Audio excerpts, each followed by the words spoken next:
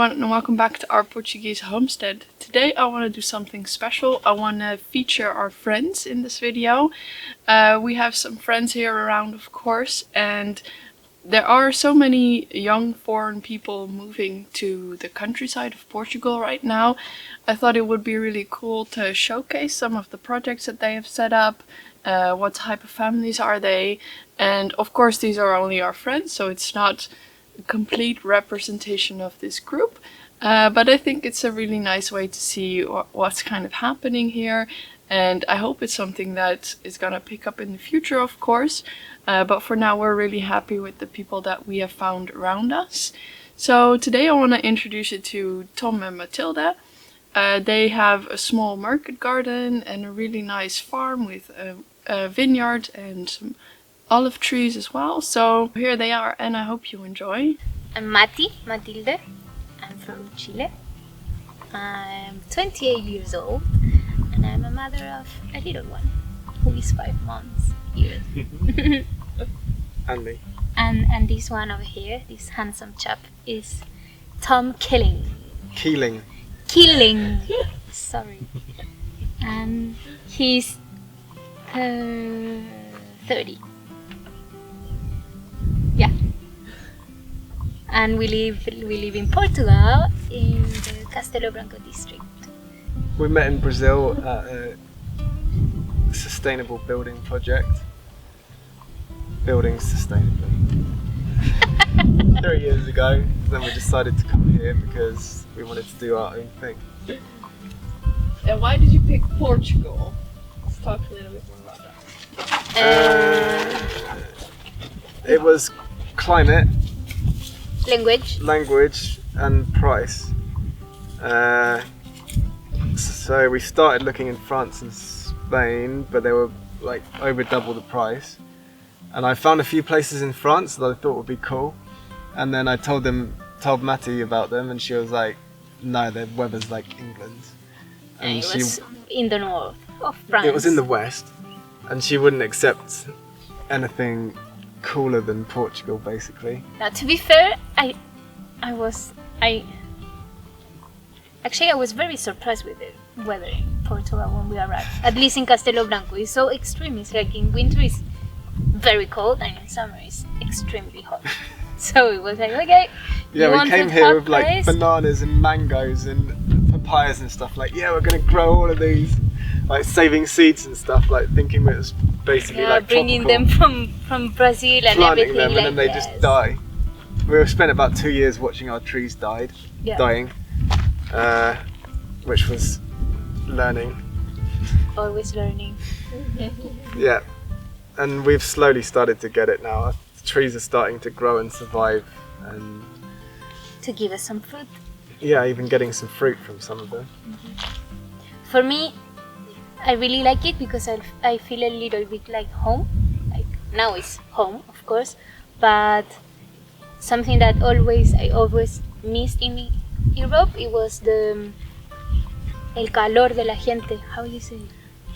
People's warmness. Yeah, So in South America, everybody's like big hugs and big kisses, and everything is around food and eating. And if you love someone, the way you're going to show it to them is by giving them a big table with a lot of food and wine, and okay, and come to my place, and all the neighbors know each other, and that's what I wanted. And it's very nice because that's what we have here in these small villages. I think that's something very nice about moving into villages, is that you get that closeness of people and of neighbors. Yeah, I was surprised actually how welcoming people are. Mm-hmm. You know, like you don't really get it much anywhere in the world.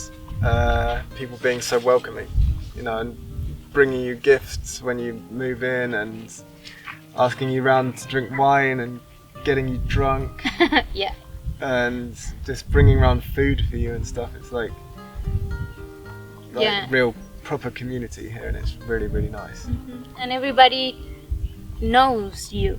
Like, for example, now with Iris, with our daughter, everybody knows Iris. When we because first moved here, everyone knew Mimosa's name before they knew us. Yeah. Now it's Iris. I'm sure they don't know our names, but they know that our baby is Iris. I'm like, you know Iris? And I'm like, who are you? But yes, thank you. So yeah, it's very nice. And it's very nice that young people are coming to the villages and make them live again, bringing some babies.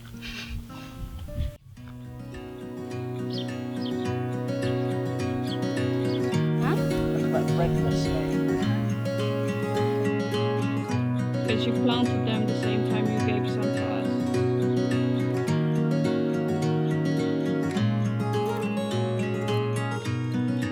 Dream up a world of pirates, climb the highest tree, fall down. Mama, fine, don't worry, go back out to sea, sail home, sweet home, where the ships must go to get all cleaned up and put away. Call it a day.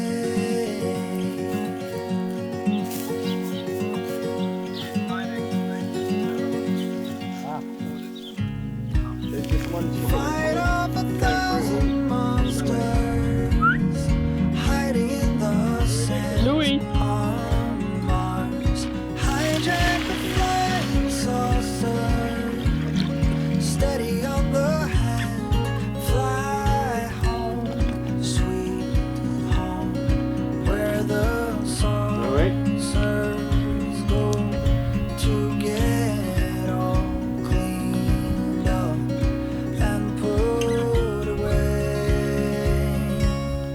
Call it a day. Are there any grapes? This one is a good grapes, the other side has more.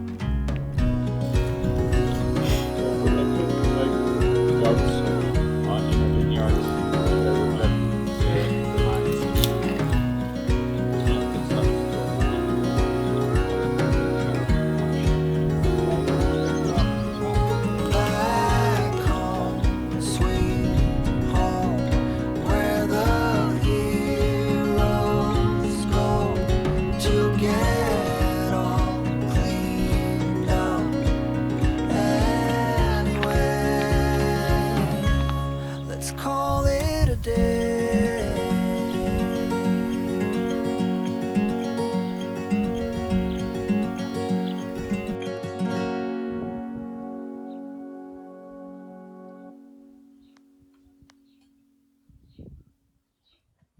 The market shut, I think completely shut for a few weeks. And then, because it's, well, a lot of the customers stopped going so much, and now it's starting to warm up a little bit, but it's still pretty quiet. But you adapted. But yeah, because of that, we didn't really want to do a website and commit to a weekly box, because that's a lot of pressure in our first year when we don't really know what we're doing, essentially. But yeah, because of that, we had to go down that model. But we're newly done that. I did really want to do that because I knew that markets are just, I mean, they're okay, but they're dying all around the world. You know, people are stopping being able to go to them and whatever. It's not a tradition anymore. It's more like it's often a cool thing that people go to for a nice day out. But not like weekly. Yeah, we've got some really faithful customers who, if they haven't made an order by Thursday, we'll kind of email them like, "Are you okay? Is everything all right?" And then they'll be like, "Oh, sorry, I made an order, but it didn't go through," or whatever. Yeah, or just like, yes, but you know that I want the basket every Saturday, so can I just just bring it every Saturday? I'm not going to order anymore. So we were like, okay. So yeah, That's Can cool. you talk a little bit more about that relationship that you have to build with your customer? Yeah, so for us, I think is something very important is that our customer trusts us. So we try to be very transparent on how we do our farming and what we do and our mistakes, and we always try to have a feedback with them so they can say to us like, look, yesterday the cucumbers were a little bit bad, or I don't know, the box are too small, so we can always improve.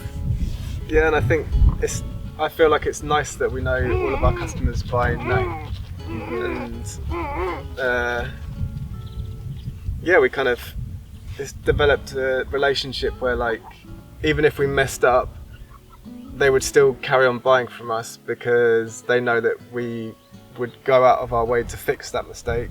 And yeah, it's not just a business relationship. If like a business messes up and it's just something you're not really interested in, then you'll go and find a new one. But if it's a real relationship you have with your customer and they really believe in what you're doing, then yeah, it gives you a little bit of flexibility to to make a few mistakes, which we're going to be doing in the first few years.